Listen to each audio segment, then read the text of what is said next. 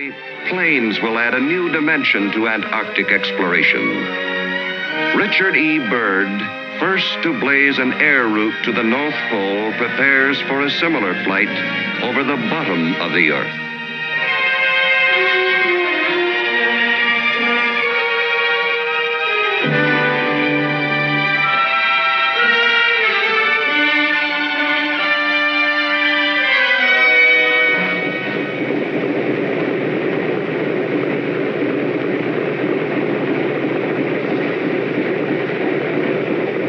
Among his supporters, the National Geographic Society. Pole below. Mission. What's good, Steve? What if I told you that there's a secret base down in Antarctica full of Sprechen Sie Deutschen super aliens with super weapons and all kinds of fiduciary like that? Would you believe me? No, I wouldn't, but I'm sure you have a good story about it. Steve, like we do around here, we always bring the receipts, right, big dog? That's right. So let's get into it. Before we do, welcome to Enigma Cast episode a lot, because we're balling like that. Actually, it's like 58 or something like that, but I'm just going to pretend it's like a lot, right? Mm-hmm. Got my man over here tonight, Sasquatch Steve Taylor. What's going on, everybody? Live from New Jersey, home of the UFO, UAP, aerial, plasmoid phenomenon. Steve, have you seen anything cool up there lately? No, it's been quiet. It's been dying down. I think the phenomena has kind of passed, and that's it. Haven't heard much about it. Haven't seen anything. So, and just like good little Americans, we'll never talk about it again. Exactly. That's right. It's already out of the minds of probably already out of our minds, people. And we're just moving on to random ghost fires in California and random flooding in Texas and murder fog, which I actually missed when I was on vacation. Did you get any murder fog, Steve? No. Did you hear about it? No, I didn't actually. So evidently, if you go out, man, like there was these crazy fog banks that were rolling in that had like some type of metal particles in them, something like that, right? And like, it was too early in 2025. I couldn't get into the story, so I just let it go. But a lot of people did a lot of good research on it and talked about it. But we're just going to pick up right where 2024 left off. Jimmy Carter died 3 times last year, so this time maybe he's gone for good. So this time, we're just going to get into it, Enigmites, get into the fiduciary. Tonight, we're going to be talking about Operation High Jump. And I like to talk about my favorites on this show. And I've heard a lot of stories, and we stay in a lot of rabbit holes. But hands down, Operation High Jump is the most fascinating UFO first contact encounter story you'll ever hear. It has the absolute most receipts you'll ever find, and it has the absolute most credible people backing up. So we're going to get into it, Steve. Are you ready for it? Yes, sir. All right. So as we do around here, we get into it. I bring you the who, the what, the when, the wheres, and the whys, right? So, Operation High Jump is a declassified project that the United States military ran in August 26th, 1946, at the end of World War II. Now, that's the name of the operation. Now, I'm going to tell you who led this operation. This operation is led by, I was in the Navy. It's a guy that I looked up to when I was in the Navy. I've read a lot of his work. His name is Rear Admiral, that's a 2-star, Richard Evelyn Byrd. And despite him having a woman's first name, this guy is a full-on rock star, Steve. Full-on rock star. Did you look up a little bit about him? I didn't get into the exact details, but I did see that he is one of the most decorated naval officers in history. History, period. Yeah. This dude, and I'm about to tell you some things, this dude, and this is going to make you feel bad, bro. And some people, I'm going to read off this guy's accolades. And these all happened to him before, I want to say 37 or 39 years old, right? This is this guy's life, right? And I normally don't do this. I don't go into much detail as I'm about to give it out for Admiral Byrd here. But this is just how important this guy really is in naval history, right? He won the Medal of Honor in 1927. If you don't know what the Medal of Honor is, right? So That's the top military award that you can get, right? He won it in 1927. His achievement was he flew over the North Pole, but a lot of people actually say, and according to his diary, this was the start of his incredible journey as a explorer, naval officer, war hero. He claimed that he was the first person to fly over the North Pole, and when he flew over the North Pole, he said that he came across a hole, and he flew into the hole, and it was a massive, massive hole. And he said there was a civilization down there, and he actually landed and got out and talked to him, right? And he actually is the forefather of the hollow earth theory, where it states that the North Pole and the South Pole have openings that lead into the middle of the earth, right? But that's not what this podcast is about. Believe it or not, that's a podcast all its own. Mm-hmm. Mm-hmm. He won the Navy Cross, which is the second highest military award, for heroism during his aviation missions. He won the Distinguished Flying Cross 3 times. And if he'd have won the Distinguished Flying Cross once, that would have been a career, right? 3 times. He won the Legion of Merit. And he also was presented, he was the Antarctic Expedition Medal, the gold, silver, and the bronze. All 3. So, right? So basically, this guy he collected Pokemon, man. Admiral Byrd. He's done it all. Got them all, dog. He collected them all, right? Mm-hmm. And he also won awards from France, UK. I didn't write all these down, man, because it was,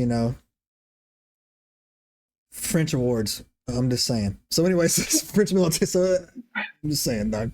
Of course. I'm saying, right? We're just saying. It's like getting an award from Canada. Okay, cool. Yeah, it's maple syrup. Anyways, so. But This is just a very. Go ahead. No, come on. No. I was just say, this is a very long way of saying this guy has credibility. This dude is the most credible. He's the most out of all. I'm talking about of Betty and Barney Hill. All the stories we've ever talked about, man. The Humphrey brothers out in Oklahoma. No one can question this guy, right? Especially when we like to use military and trusted positions as a gold standard for say, oh, he was he was such and such, right? You don't get any higher than this, right? It just doesn't happen, right? The only thing this guy's missing is being president. Like, seriously, that's it, man. Like, it's the only thing he's missing, right? He had numerous geographic features in Antarctica are named after him, such as Byrd Glacier and Byrd Station, right? He was the first person to receive a ticker tape parade in New York City for exploration achievements. He was the first ticker tape parade in New York City. You can go online and look for it. I might actually go and find it and put it in this video. If it does, I'll blur it in right about here. If not, I didn't get a time to get it into publishing or production. He was the first to fly over the South Pole, and he led 5 Antarctic expeditions between 1928 and 1956, right? This guy's been to Antarctica 5 times, right? So that's who he is, right? And he was a war hero, Medal of Honor winner, all that stuff that we just laid out. And like Steve said, right, Steve, they come any more can you think anybody more credible off the top of your head today? Yeah. I can't think of him. I can't. And this guy is worldly. He's been to the North Pole, South Pole, fought in the wars. So Admiral in the Navy, been on the ocean. So this guy knows his stuff, right? So now I'm going to tell you what he did. He was tasked in August 26, 1946, to lead a U.S. naval expedition down to Antarctica. Now, they will tell you that the purpose of this mission was to establish a U.S. research base in Antarctica, training military personnel in polar conditions, which you can actually do in Alaska. I'm gonna chop these down as we go as live. Testing military equipment in cold environments. You can literally do that in the Colorado Rockies, again in Alaska, where we have military bases. Extend American sovereignty over portions of Antarctica. Can't do it because there was a treaty signed shortly after. Well, you probably could at the time, but you can't do it now. There's a world treaty saying that no one can claim Antarctica. And I have a note about that but that's for okay. later in the show. Later in the show. And conducting scientific research. Blah blah blah blah. Lies. All lies, Enigmites. All lies. And I'm gonna tell you why they're lies, right? His real mission was to go down to Antarctica, kill any German soldiers that he found, try to capture Hitler. You heard me right, man. And bring back any Wunderwaffers that he found. Wunderwaffers is German for their term for super weapons or whatever. The Third Reich was actually perfecting several types of advanced weaponry and aircraft that we wanted, and we were told about it during Operation Paperclip, where we took Werner von Braun, their famous, scientist. I don't want to call him a Nazi SS soldier. I mean, he was, but we took him, right, and introduced him to Walt Disney, and he created our rockets for us. But anyways, that's not important, right? That was his goal. That was the real mission of this. But we did not want the rest of the world to know that Hitler escaped, and that he escaped on a U-boat via Argentina. Now, a lot of German soldiers and German citizens were smuggled out of Germany by the Catholic Church to Argentina to this day. And you don't have to look any further than the U.S. national soccer team of Argentina. And one of the guys on there has got McElhaney. He's got my last name or something like that in there, right? Like, so there's also several German-speaking provinces in Argentina. They don't even. It's not even a point of contention. They don't even deny it, right? But I'm pretty sure German is the highest spoken language after Portuguese or Spanish. Yeah, exactly. So like so if you've ever seen any children of a white guy and a Latina, they look like Argentinas, and so yes, you can't deny that happened on it. Fun fact too is that Pope Francis, I got to be careful what I'm saying here.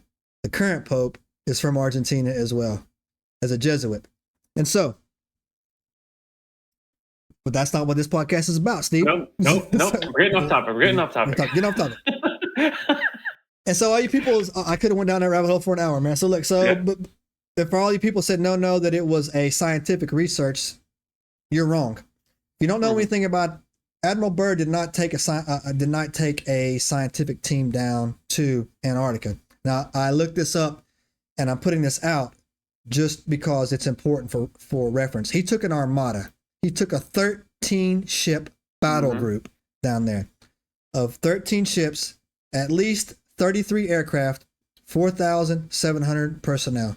The command ship was the USS Mount Olympic. He took an aircraft carrier, right? The USS Philippine Sea. Go ahead, Steve. Yeah, I would say, and that aircraft carrier was brand new and state of the art. It wasn't one that they had laying around. They brought a brand new aircraft carrier with, like you said, about 30 aircraft on it. Yeah, they brought a brand new aircraft carrier, brand new, to go down there to for research, right? For mapping, right? So, right. The name of it was USS Philippine Sea, by the way, if you want to look it up, CV-47. They took two icebreakers, USS Burton and USS Northwind. If you don't know what an icebreaker is, it goes in front of the fleet and it breaks up the fleet, right? They took a destroyer. I don't know. They took two destroyers. They took two. They took two destroyers. Again, for science, right? You took two destroyers, right? And they took a submarine. An attack submarine, An attack submarine, right? That was this, and they took several supply ships with them as well to, a seaplane tender, tankers, fuel. This was an invasion force, right? They took down to Antarctica for science, right? So, and like you said, in case other people miss it, almost 5,000 men. 5,000 men went down there. Yeah, for research, right, Joe? Research, just to test it, man. I just want to see how these guns work in the snow. That's what I'm saying. Hey, what that aircraft? What we got? Any aircraft carriers laying around? Nah, just take that brand new one. Take that brand new one over there. Just sit it down there. Just see how it goes in the cold, right? Yeah. So, 100%. America wasn't as good as lying as we are now, right? So it was 100% totally a Armada to go down there And that's what it was for, right? Now, I will say this, that when they set out to go on this journey, they were not expecting to find what they find. I will say that, right? And so I'll give respect to those guys that went down there, right? And also too, you don't know the logistics that are involved moving one Navy ship, just one Navy ship, right? You have no idea the amount that goes into it to move a fleet.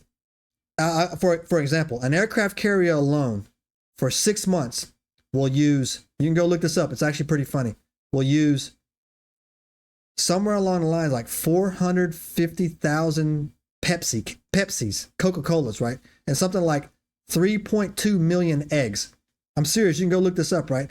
You have no idea the logistics that are involved to feed 5,000 men for a year and 13 ships, right? So, anyways, let's get to the fun part, Steve. That's the nerd part. That's the facts. That's the easily proven stuff. You can get that on any channel, right? That's not why you come to this channel, right? Steve, why do they come to this channel, Steve? For well, entertainment. And your rugged good looks. Let's not leave that out. My one-eyed wonder was just featured on Playboy, Playgirl, or something like that. If they still have that, right? Both. I was in both. That's how handsome you are, right? So, Rear Admiral Byrd, which is something that we don't do anymore, but they seem to do a lot back in the day. He kept a journal, right? He kept his journal, several journals, right? And a lot of the information I'm about to tell you comes from his journal. Now, people will say, oh, the journal is not real. It's 100% real. His son just released it a year ago. Admiral Byrd's been dead for a while. A lot of people were coming back and forth. A lot of people were attacking his father's legacy, saying he made this up. Medal of Honor winners, and war heroes and expedition guys, they don't have to make this story up. Their life is already interesting enough, right? And his son was like, I'm tired of hearing it, so he released the diary, right? So, we're going to get into it. Anyways, they're heading down to Antarctica, family, right? And they get down there, right? Everything's cool. Regular mission. These guys are doing drills. They're expecting 100% because of naval intelligence. They're expecting to encounter the remnants of Germans. And their mission is simple. Kill them, capture the equipment. Period. Grab old Adolf if you can along the way, right? That's what it is. That was the real mission that went down, right? So,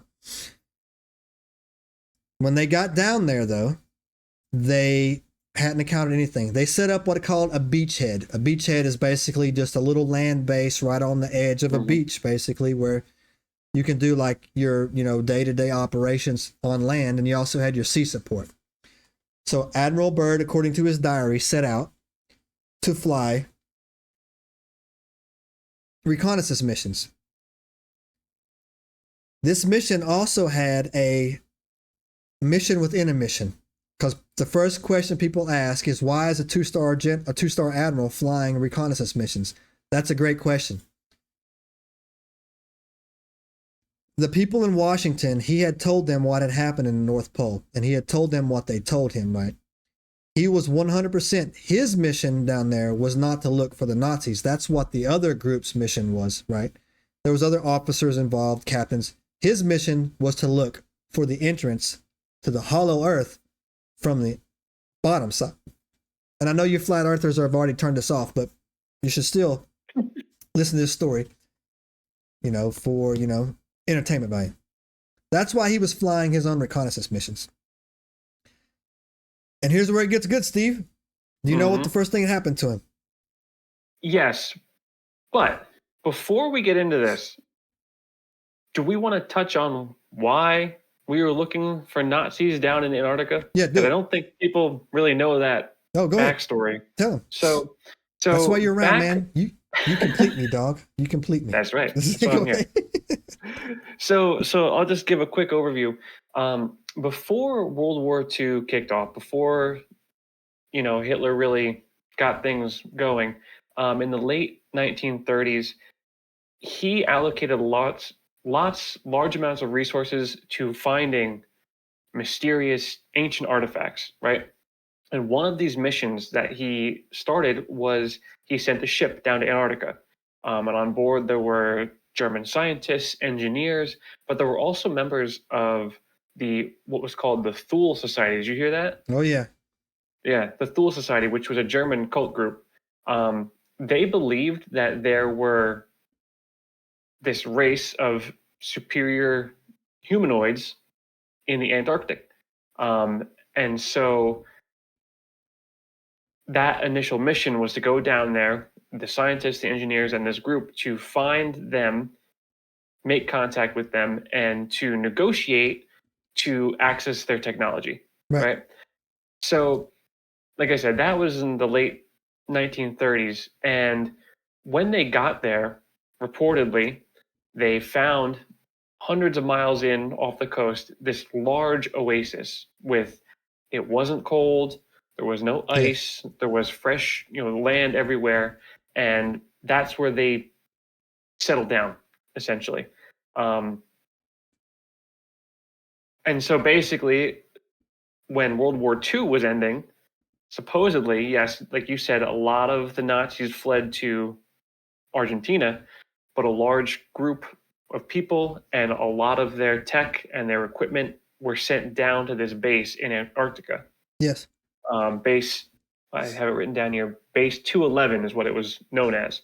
So yes, that was that. That was the reason why there's receipts. The U.S. Yeah, no, that's important. So, yeah. And also too, a lot of people don't understand why, if you know what Adolf looked like, he wasn't tall, he wasn't blonde, and he didn't have blue eyes. But if you want to know why he thought the superior race was blonde, tall, and blue eyes, it was because what the Thule Society told him was living in Antarctica. Mm-hmm. That's what he thought was the superior bloodlines in the race, right? Mm-hmm. He also sent expeditions to Shangri-La, looking for, to the Himalayas, looking for Shangri-La, Egypt. He was looking for the Ark of the Covenant. I don't want to pull an Indiana Jones reference, but he was looking on that, right? And he also was very good at, German scientists were very smart, right? They were very smart, and they were also very good at compartmentalizing their research. There was also a good show that we should do about the time machine they created called the Bell, the German Bell. I don't know if you've ever seen it, right? Mm-hmm.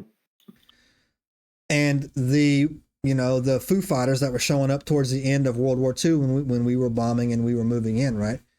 So when the Reich or the Empire, or whatever you called it, when it finally crumbled, all these pockets of technology, they just broke out, right? So they just left. So the people that were doing the research in Antarctica, like Steve was saying, they just left. They just broke out, right? And the people that were doing, Werner von Braun, he didn't know about it, right? He didn't know about that specific pocket, or he didn't know about this, that, and the other, right? Because he was the V2. He was their rocket guy. He wasn't their, occult guy or whatever. So anyways, Good on you, Steve, man. Good on you, man. You. That's why that's why I renewed your contract, man. Good job, bro. You did good, man. Mm-hmm. So also too, so like Steve said, that's why the Nazis went there. That's why we chased them there, right? And 100% you best believe that we recovered things at the end of the war, or we saw things at the end of the war. The German super soldier program that we talked about was actually the werewolf program. I've tied all that back together that we don't know about yet, right? So Byrd was down there. He was looking at it. And just like Steve said, and he's not the only one to say this, when you get towards the middle of Antarctica, supposedly it just turns into a lush oasis, right? And they are no-fly zones over Antarctica, right? 100%, right? And so what he said is that he said, I love this guy, man. According to him, he was flying his reconnaissance missions, and then he came across green vegetation, forest, meadows. The temperature outside became a comfortable like 78, 80, something like 70 in the 70s, yeah. Yeah, something like that, right? He recorded, and this is another thing too, man, that actually makes it so strange that I believe him. He said he saw woolly mammoths, Steve. He said he saw woolly mammoths, right? And I was like, oh, and he said that the area was illuminated, and he said that he felt that the illumination was coming from the inside of the earth, right? And it led him to believe that, okay, he was getting close to the entrance of the hollow earth, right? Then something took control of his ship, Enigmite. Something came across his communications, very politely says, don't panic, we have control of your ship, we're going to land you. And about that time, he says he reported that two escorts, two discs showed up, right? Side by side, escorted him, and took him into, now what he described is, I'm going to read this, make sure it's right. He said that it took him into a valley and kind of into a opening, but doesn't really describe it as like a giant hole in the earth that he flew into, right? So it took him into this thing, right? They guided him, landed safe, and it said his instruments were doing all kinds of, crazy stuff, but whatever, man. And it landed him, right? And he said that when he landed him, he got out and he encountered tall, radiant beings, right? Radiant, who exuded an aura of peace and serenity, right? I'm like, okay. I didn't know what to make of that when I read that, though, man. Like peace and serenity. Oh, I guess like no, maybe no malice, no ill intent towards him or whatever. Right. You know? Yeah. So, they weren't. Yeah. Yeah, they weren't mean. They weren't like off with his head or nothing like that, right? Yeah. So the beings, he described them as being humanoid, looking like at us, but significantly taller than average humans. So, 8, 9, 10 feet tall, whatever. So, but basically he described the tall whites. The tall white, we've heard a lot of alien discussions on this channel, and a lot of people have told us stories of, the Dulce base and everything out there. He described the alien species that we refer to as tall whites, right? And he says the beings reported with him, communicated with him telepathically. For all you smart mouths out there, said, oh, they speak good English. Well, they were speaking to the Germans, so yes, they must have spoke a language, but it was nonverbal communication via telepathy, right? And they claimed that the land that he was on was Agartha, right? And Agartha, and they confirmed to him that yes, this is the southern entrance of the hollow earth, Steve. Thoughts so far, Steve? Well, it's a little bit out there for my taste, but I enjoy the story, that's for sure. Right? But I like this. It's a good story from what I was reading, the research I was doing. Yeah, it's a good story. And one thing too, I don't know if you mentioned, like you said, as he was flying his plane here, before he was taken down by these creatures, he's in the field, he's going through this vast oasis. And it wasn't that he was just brought down simply to, like you said, to a hole. It was a whole city that he saw before him. Yeah. It was a huge, glowing, radiant city. And that's when these two things came and brought him down into this futuristic looking area, So it wasn't just that they brought him down. They brought him into this supposed magic city in the middle of Antarctica. Yeah, they brought him down in the southern end of Antarctica, in the city. They called her Agartha. Agartha is a name for the civilization of the hollow earth, right? And they took them to their head guy, which he referred to as, basically, referred himself as the master, right? And they had a conversation, man. The master told him that, hey, look, we have concerns about your use of nuclear technology. You blew up the bomb, Hiroshima and Nagasaki. And he said he warned him that they were on a path of self-destruction, and that the consequences of nuclear war would affect the surface Earth and the inner Earth, right? And when I hear that, man, every time I hear that, I can't, there's several references in the Bible where it talks about everybody bowing down, those on the earth and in it. It's all over the Bible, right? On the earth and in the earth, right? And so he carried on this conversation with them, and they asked him to go back to his leaders, pass on this information, and warn them about their, the destructions of the dangers of nuclear war, which, you wouldn't think that you need an advanced race to tell you that, nukes are bad, but, evidently you do. Now, the exact same time this encounter was going on with Admiral Byrd, the Armada actually came under attack, right? Now, it's important. Now, I want to make some distinctions here when we get into this.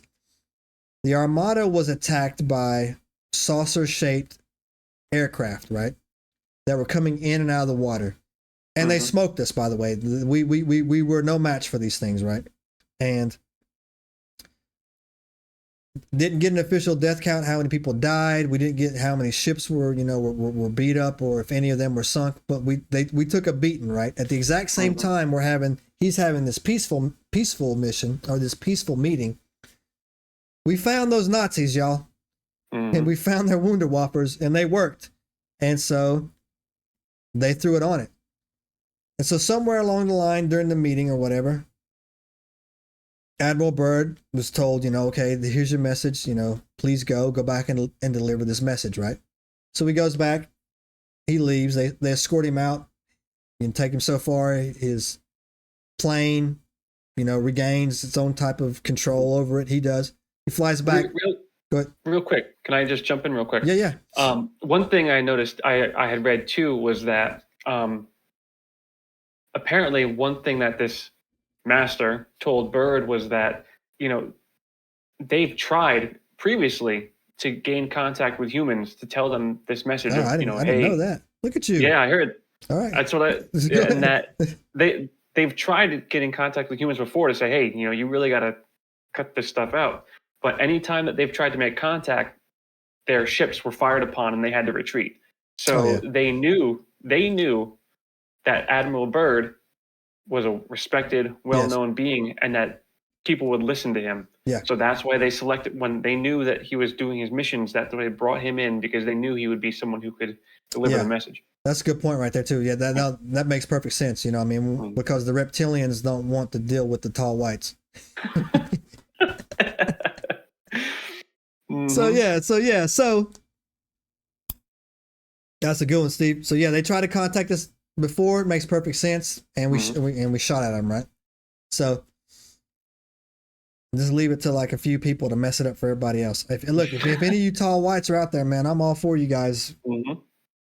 I'll talk to you. Steve, would you talk to him? Yeah, of course. Go up there, talk to Steve. Talk to the ambassador up there. That's right. So then, anyways, he flew back. The Armada is smoking. Lands his plane, gets the mission report, and while he's present, they get attacked again, right? And he is so I don't want to say overwhelmed, but immediately knows they're outmatched, right? Immediately knows they're outmatched. Calls for a retreat, pull out, right? So the Armada, and in fact, it makes sense because he got what he came for, right? Like he got what he came for, right? His mission, he got his individual mission. The Armada had to limp back to Chile. And this is all receipts. Had to repair, refuel, and then eventually make its way back to, Virginia, around the side, wherever they came out from, right? Yeah, it was supposed to be a 6 to 8 month mission, right? But they were attacked and they were out of there after just 40 days. Yeah, that was 40 days, man. They were done, man. So and so his postulations is that the Southern Hemisphere people that he encountered, he referred to them, he believed them to be survivors of Atlantis, based on, I don't know if conversation that he had with them in there or if they told him. He didn't go into a lot of detail talking about, them, why they were there, how they were there, or what they were doing, right? And again, his tale is magnificent enough without having to fill in any blanks, right? But they do believe that they were the remnants of the Atlanteans, and if you go back to that, the Lemurians were the ones in Mount Shasta, still there right now during the Pyramid Wars. Makes kind of sense. Or you just can't rule it out, man, that they were just straight up aliens who established a base in Antarctica, just want to be left. You just can't rule that out, right? And it's, I mean, like, it's 2025. I mean, like, they're living in New Jersey, so they'll live anywhere. If I'm being, if they're coming out of the Hudson, Steve, right? Coming out of the Hudson, right, Steve? So, I mean, right. So, yeah. And so, so then, man, he comes back and he gets debriefed, right? Mm-hmm. And during his debrief, man, his debrief, he said something, and he told the people, he said that, I'm gonna give you my own thoughts on what he said, but basically he said that the United States must prepare to defend itself against attacks by aircraft that can fly from pole to pole at impossible speeds, right? That was his statement. That statement was actually made public. That was in all the papers, man, that came out, right? There was some closed door meetings came back. He never redacted anything. Never. But they kind of just stopped talking about it, right? It just kind of stopped talking about it. And so what I believe happened is that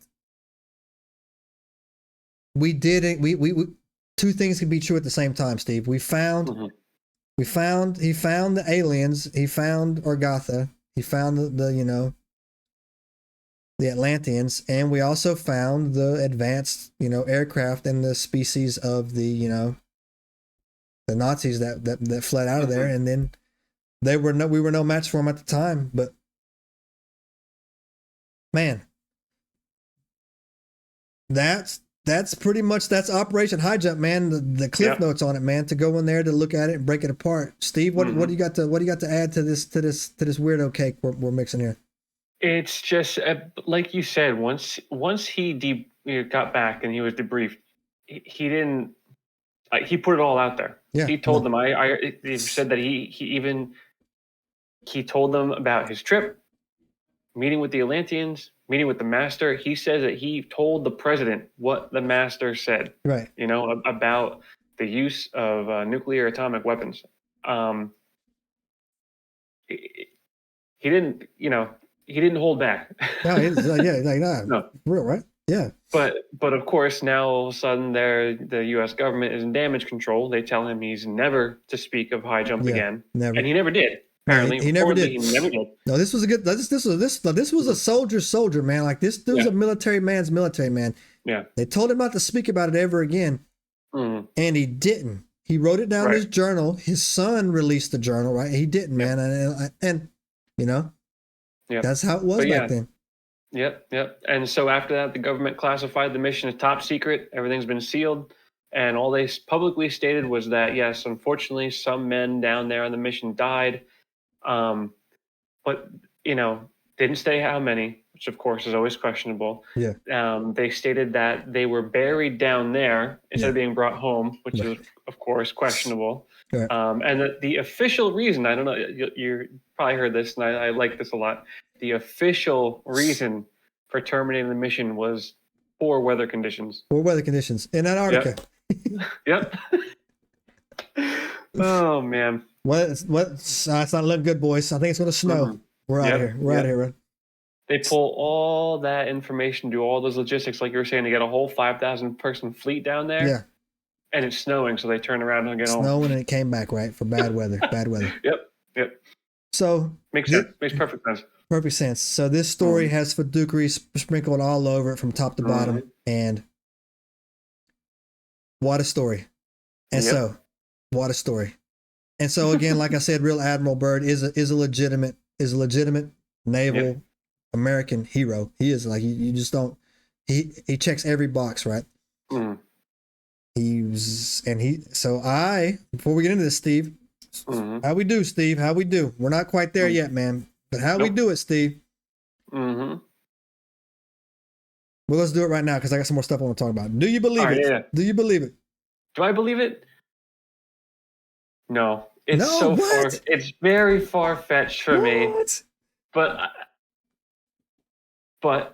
as we've said, this Admiral Byrd is so credible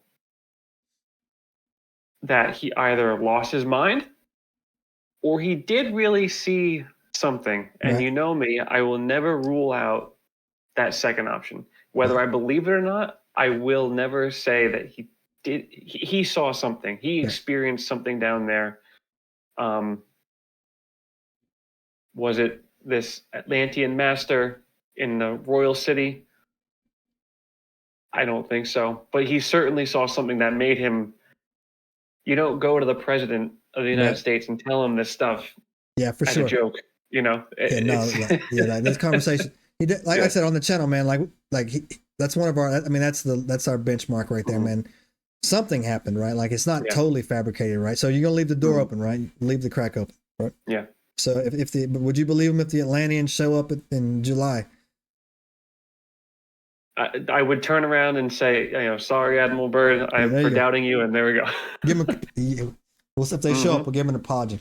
Yeah. But it also too led into like, I believe it because I'm a sucker, but like also I believe him because like of his credibility, but I also believe him because of the things that happened immediately after this mission got back, right?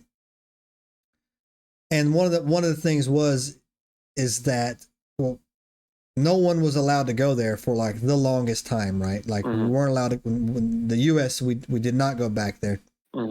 Several treaties were signed stating that, no one can ever lay claim to Antarctica, right? You just can't claim it, right? Yeah. And that was something before you go off really quick. Remember you mentioned earlier, I said I wanted to make a note. So one thing I noted was, Admiral Byrd died in 1957. Right, he died 1957, and with his death, it kind of brought back the news. People were talking about it again, and it brought up again the news of what he claimed to have seen down there. And just ironically, 18 months later, the Antarctic Treaty was signed. Yeah, exactly right. Yeah, so because they were like, okay, people are talking about this again. We gotta. Yeah, you can't go down there, right? So. So no one can go down there, right? So you're only supposed to allowed to go down there to do, like research. I wrote down real quick. Yeah, you first of all, like you said, no one can lay claim to anywhere down there, but you can only go down there for to do research into that. No military training, and you have to have special permission from one of the 12 selected governments who initially signed the treaty. Right. Yeah. And even then, there are only a few very select spots in Antarctica that you can go to.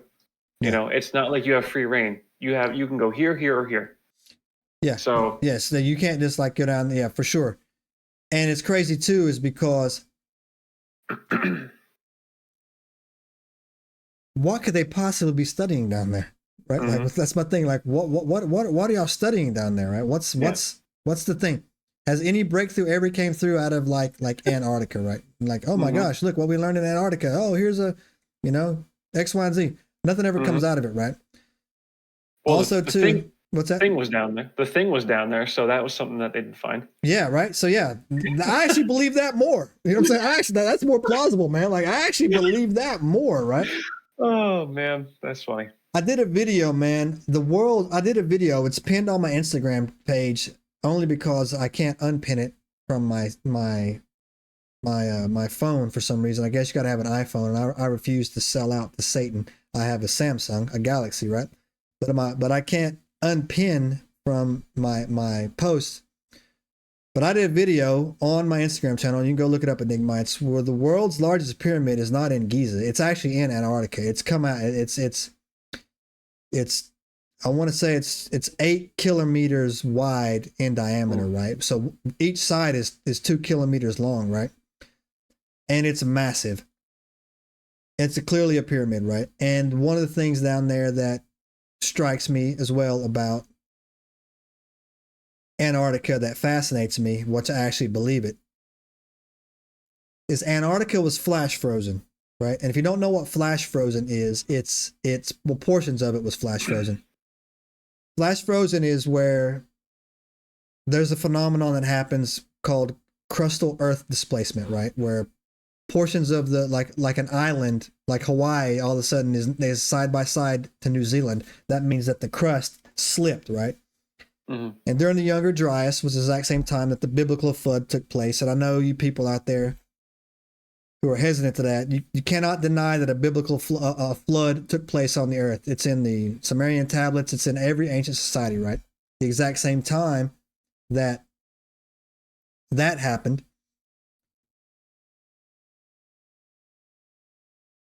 Antarctica was flash frozen, right? So a lot of people postulate that Antarctica is actually Atlantis. And what happened was Atlantis experienced a crustal earth displacement, right? I got a video on that on my Instagram as well if you want to look at it, explain how it works. And it shifted and it went from a tropical environment to a sub, Saharan. What do you call it? What do you call that down there, Steve? Sub-Saharan? Oh my gosh. Subarctic. I can't remember. Freaking Something cold. like that. Yeah, freaking cold. Cold. Very cold, yes. And like under 3 hours, right? And so what they did was is when they drilled down through the three miles of ice, they found palm trees. They brought up soil samples of palm trees, right? So that's how they know that it was flash frozen, right? And there was also, I can't find this, but there was also a woolly mammoth supposedly found down there with leaves inside its stomach that weren't digested. That's how fast he died, right? Yeah. So that would probably make a good burger. A mammoth burger? Yeah. You know what? Have you ever had a buffalo burger?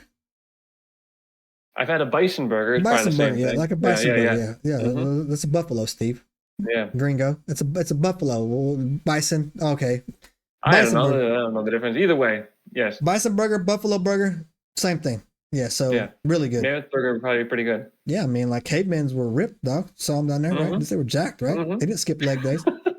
So, but also too, another thing that adds into the mystery on this is that when Buzz Aldrin went down there, Buzz Aldrin had a episode where he freaked out. He sent a crazy tweet out, and he said, "We've, something along the lines, it's pure evil. We're all in danger, right?" And then his niece or nephew or whatever deleted it and said he was having a heart attack, and they flew him to New Zealand. Now, if you don't know how hard a medevac is from Antarctica to New Zealand, it's actually pretty hard, right? So they moved heaven and earth to get him out of here, right? Mm-hmm. I've read other reports where people interviewed him and Buzz Aldrin said, we thought something out we shouldn't have thought out, right? And then, of course, my mind goes right to Nephilim, Anunnaki, Watchers, whatever, Satan, whoever, you know what I'm saying? Mm-hmm. But then also, another thing very weird happened. A lot of weird for a place that supposedly has nothing. A lot of weird stuff goes on. You know what I'm saying? Mm-hmm. Yeah. You can look this up as well, man. That when Trump won in 2016, John Kerry, for some unknown reason, flew to Antarctica. Right? Mm-hmm. This is all facts, man. You can look it up. And immediately was removed from Antarctica and landed in New Zealand, and like a 8.07 or something like that earthquake hit New Zealand at the exact same time he landed, right? And the rumor was he went down there to, try to do something or whatever. And they don't not going to interfere with our lives on the surface, and they told him to leave, and as a warning, they shook New Zealand for it, right? Mm-hmm. So if anybody watches this video from New Zealand, if you were alive when that earthquake took place in 2016, let us know if you remember that or not. But that happened as well. And also, too, man, a lot of people have reported, a lot of whistleblowers have reported that when they get into the middle of Antarctica, it's more like a desert than it is a, it's not that cold, and there's not that much snow, and there's not a lot of mountains. It's kind of flat, right?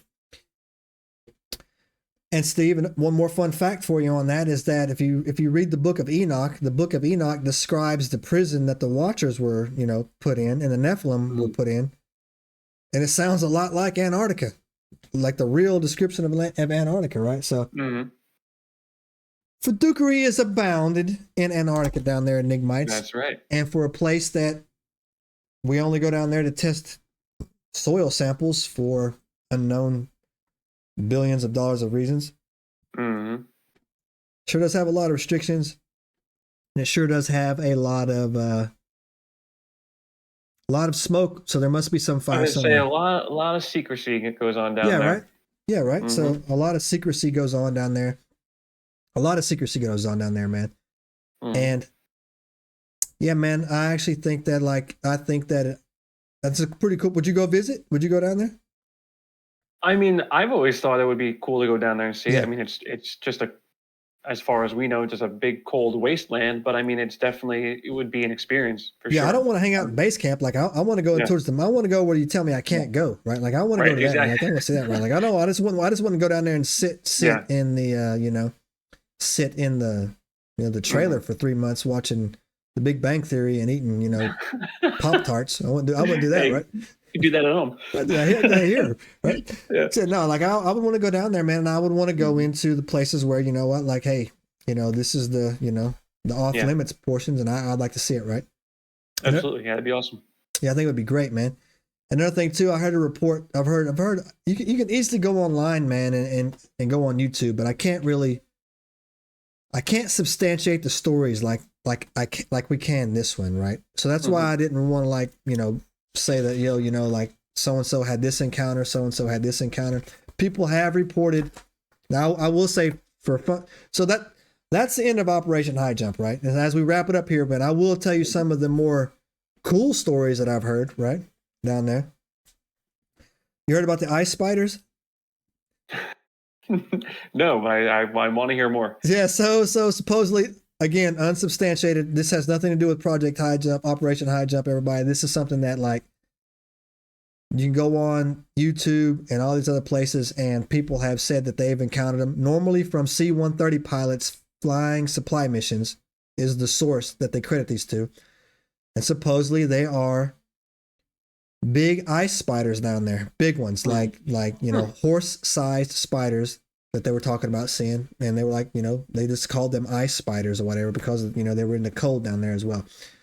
There was also a story that was told to me about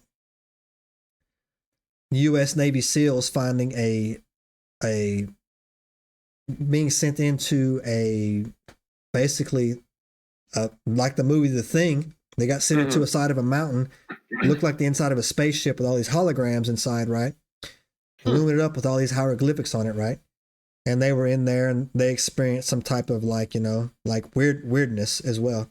But also two people report that we have a HARP station down there, which we do, and we have all kinds of other, stuff down there as well. And I've always said that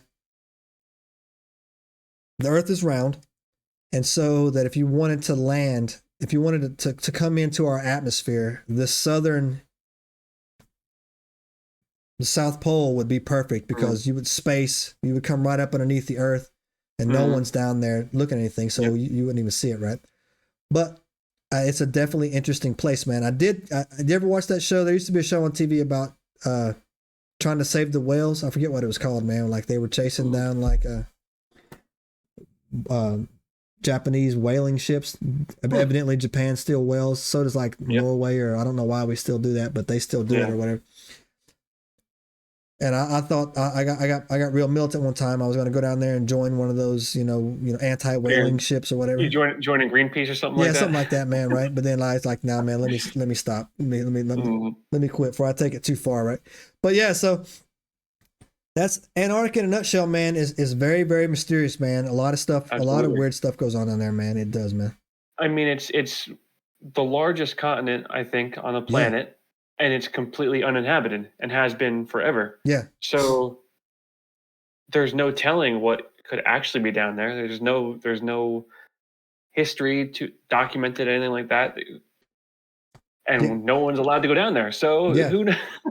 There's going to be mysteries down there for all time because no one's ever going to be able to go down there and find out. And I actually read somewhere too, man, that there's supposedly mountain-sized piles of coal. And there's also a volcano down there that supposedly erupts gold. I just heard it's full. I mean, this is stuff, man, that you just come across, right? And we'll never know either. Is the problem? And we'll never know, right? I mean, we're two important dudes. I'll tell you that right now. Don't let the Thundercat shirt and the Super Nintendo shirt throw you off, son. Right? First of all, right? Don't let it throw you off, right? I never know what's going to happen when that phone rings, right? But I will say this.